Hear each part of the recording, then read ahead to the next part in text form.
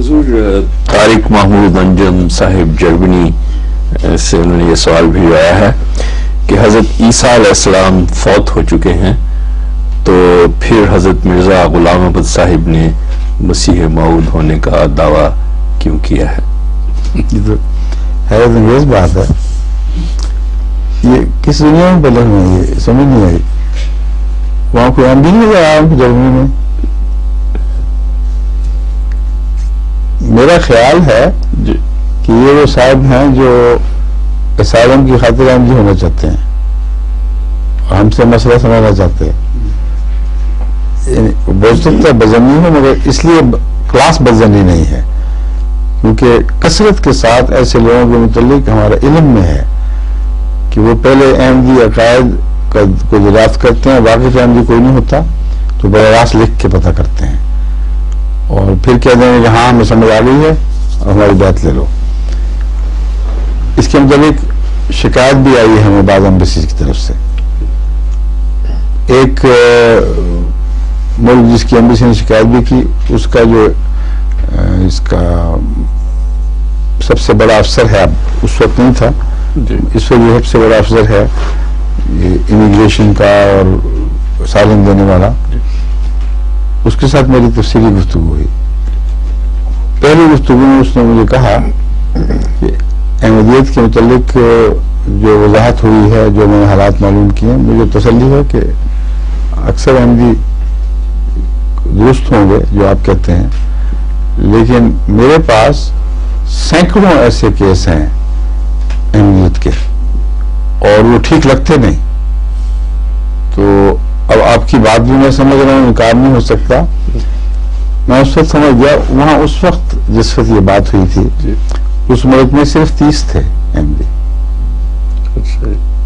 اور جو سینکڑوں تھے، ہزار، وہ سارے غیر احمدی تھے جو احمدی بن کے آئے ہوئے تھے.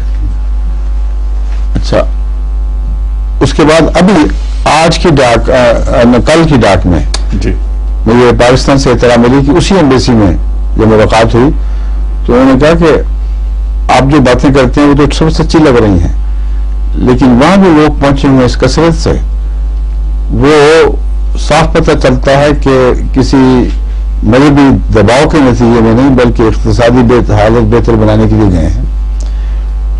تو انہوں نے کہا کتنے پہنچے؟ انہوں نے کہا 1000 کا لگ بھگ بتایا اس نے.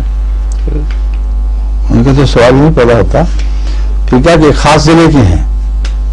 ہمیں جو شک پڑا ہے وہ اس لیے کہ اگر احمدیت میں ہر جگہ مشکلات ہیں اور قانون سارے ملک پر چلتا ہے تو کوئی یہاں سے کوئی وہاں سے آ جائے تو سب سمجھ آتی ہے کہ واقعتاً یہ درست ہوگا، لیکن ایک ہی ضلع میں ٹکسالی کے طور پر لوگ آ رہے ہوں تو اس پر انہوں نے کہا کہ آپ کو غلط فہمی ہے، وہ احمدی ہے ہی نہیں. اور اس سے تعلق میں نے بعض حکومتوں کو راست تو نہیں مگر اپنی جماعتوں کو وہاں کہا تھا کہ آپ ان کو کہیں کہ ہم حاضر ہیں جہاں تک احمدیت کی شناخت کا تعلق ہے، اب ہم سے پوچھیں. اور وہ کہتے تھے کہ اتنا بڑا بوجھ ہے ہمارے ملک پر اقتصادی لحاظ سے کہ ہم اس کو کس طرح اس کو حل کریں.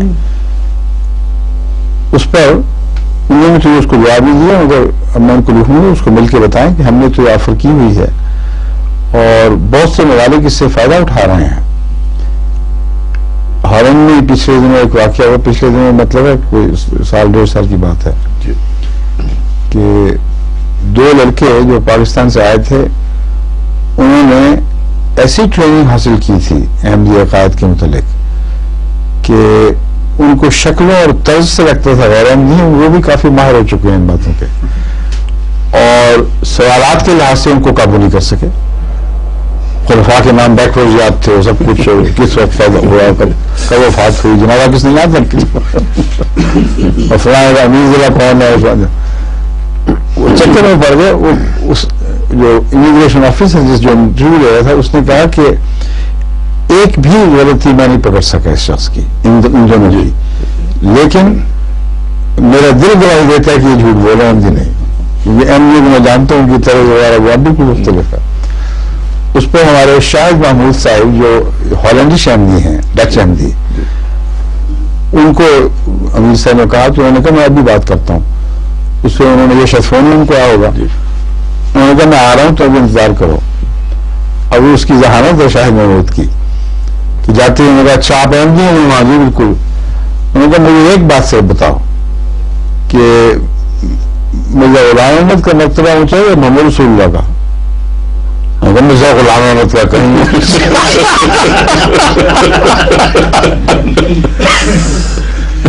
شکریہ میرا مسئلہ حل ہو گیا. پکے جھوٹ ہو امیگریشن ابھی کمال کر دیا تم نے. انہوں نے کہا باہر بات نہیں سکھاتے ہیں لوگ. اور یہ بنیادی بات ہے ایک احمدی کی گھٹی میں ہے کہ رسول غلام ہے اور جو کچھ پایا ان سے پایا. اور جس طرح میں نے پوچھا تھا یہ سمجھا تھا کہ مولویوں کی باتیں سن کر یہ بات اس کے دل میں جمی ہوئی تھی کہ ہمارے نزدیک مسیح موعود کا درجہ رسول اللہ سے بھی اوپر ہے. تو بلا تکلف مرزا غلام کہاں